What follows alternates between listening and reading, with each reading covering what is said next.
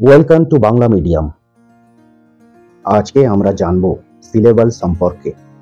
Syllable এটি অতি সহজ বিষয় হওয়া সত্ত্বেও আমরা হয়তো অনেকেই জানি না সিলেবাল আসলে কি। তাহলে চলুন সিলেবাল নিয়ে বিস্তারিত জানি। সিলেবাল কি বা কাকে বলে? দেখুন, ইংরেজি ভাষায় সিলেবাল একটি গুরুত্বপূর্ণ বিষয়। বিষয়টি যদিও খুব সহজেই বোঝা সম্ভব, তবুও না জানার কারণে অনেকেই এটি কি তা নিয়ে বিভ্রান্তে থাকে। ইংরেজি বাক্য বা সেন্টেন্স এর প্রাণ হলো ওয়ার্ড বা শব্দ। আমরা ইংরেজি কোনো শব্দ বা ওয়ার্ড পড়তে গেলে বা উচ্চারণ করতে গেলে ভালোভাবে লক্ষ্য করলে দেখতে পাবো সকল শব্দ বা ওয়ার্ড একবারে উচ্চারণ করতে পারছি না। কিছু কিছু শব্দ বা ওয়ার্ড কিছুটা ভেঙে ভেঙে উচ্চারণ করতে হচ্ছে। যেমন মাদার শব্দটি উচ্চারণ করতে গিয়ে একবারে উচ্চারণ করা যায় না, বরং আগে উচ্চারণ করতে হচ্ছে মা, তারপর দার। মা উচ্চারণ করার পর দার উচ্চারণ করতে হচ্ছে, অর্থাৎ মাদার উচ্চারণ করতে দুটি অংশে ভেঙে ভেঙে উচ্চারণ করতে হচ্ছে। অর্থাৎ মা দার বা ইংরেজিতে কোনো শব্দ উচ্চারণ করতে গিয়ে যে সকল খণ্ডে খণ্ডে বা অংশে অংশে আলাদা আলাদাভাবে উচ্চারণ করতে হয় তাদের প্রত্যেক খণ্ড বা অংশকে সিলেবল বা শব্দাংশ বলে। অর্থাৎ সিলেবল এর অর্থ হলো শব্দাংশ। কোনো শব্দ বা ওয়ার্ডকে যে সকল অংশে বিভক্ত বা ভাগ করে বা খণ্ড খণ্ড করে বা ভেঙে ভেঙে যত অংশে উচ্চারণ করতে হয় তাদের প্রতিটি অংশকে সিলেবল বা শব্দাংশ বলে। আর একটু অন্যভাবে বলতে গেলে কোনো শব্দকে আমরা যত খণ্ডে বিভক্ত করে উচ্চারণ করি তার প্রতি খণ্ডকে এক একটি সিলেবল বলে।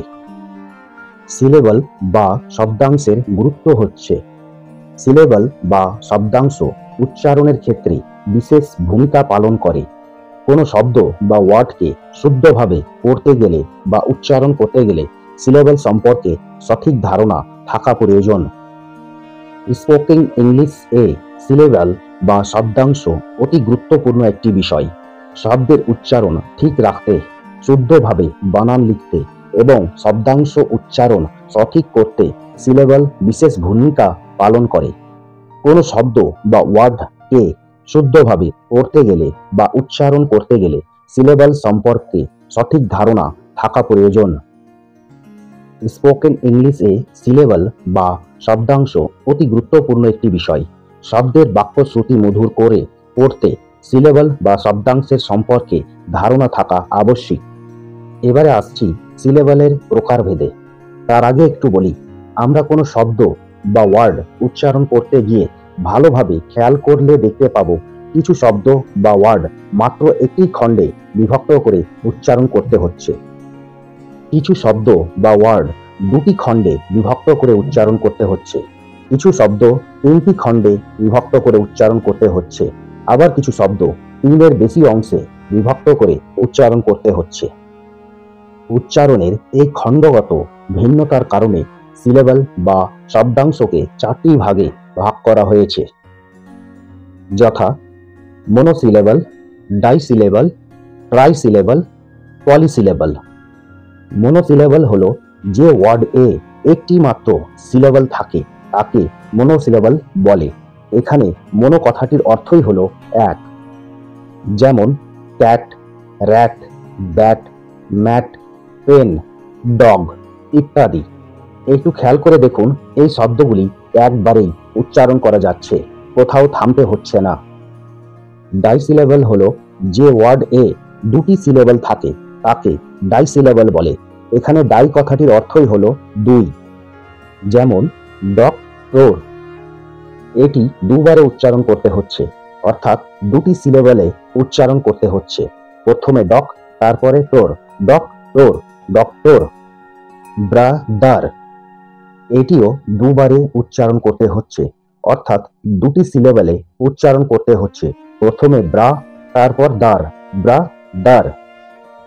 ডাইসিলেবলের আরো উদাহরণ হলো বেবি, বেবি, টিচার, টিচার। এরপর ট্রাইসিলেবল, যে ওয়ার্ড এ তিনটি সিলেবল থাকে তাকে ট্রাই সিলেবল বলে। ট্রাই কথাটির অর্থই হলো তিন। যেমন স্যাটারডে, এটি তিনবারে উচ্চারণ করতে হচ্ছে, অর্থাৎ তিনটি সিলেবলে উচ্চারণ করতে হচ্ছে। প্রথমে সা, তারপর টার, তারপর ডে, স্যাটারডে। বিউটিফুল, এটিও তিনবারে উচ্চারণ করতে হচ্ছে, অর্থাৎ তিনটি সিলেবলে উচ্চারণ করতে হচ্ছে। প্রথমে বিউ, তারপর টি, তারপর ফুল, বিউটিফুল।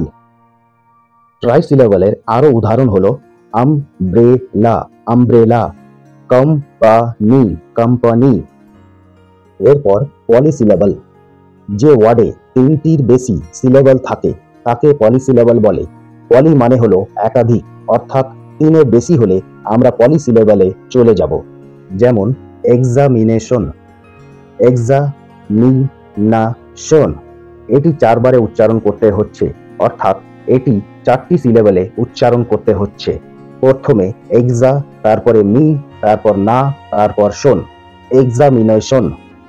ইউনিভার্সিটি, ইউনিভার্সিটি, এটিও চারবারে উচ্চারণ করতে হচ্ছে, অর্থাৎ চারটি সিলেবলে উচ্চারণ করতে হচ্ছে। প্রথমে ইউ, তারপর নি, তারপর ভার, তারপর সিটি, ইউনিভার্সিটি। আমরা যখন আমাদের বাচ্চাদের ইংরেজি শব্দের উচ্চারণ শেখাবো তখন এইভাবে সিলেবল অনুযায়ী উচ্চারণ করতে শেখাবো, তাহলে তারা খুব সহজে বড় বড় শব্দের উচ্চারণ করতে পারবে। আশা করছি সিলেবল সম্পর্কে বুঝতে আর কিছু বাকি থাকলো না। ভিডিওটি এখানেই শেষ করলাম। ভিডিওটি ভালো লেগে থাকলে এই বাংলা মিডিয়াম চ্যানেলটি সাবস্ক্রাইব করে নেবেন এবং হোয়াটসঅ্যাপ ও অন্যান্য সোশ্যাল মিডিয়াতে শেয়ার করে দিবেন।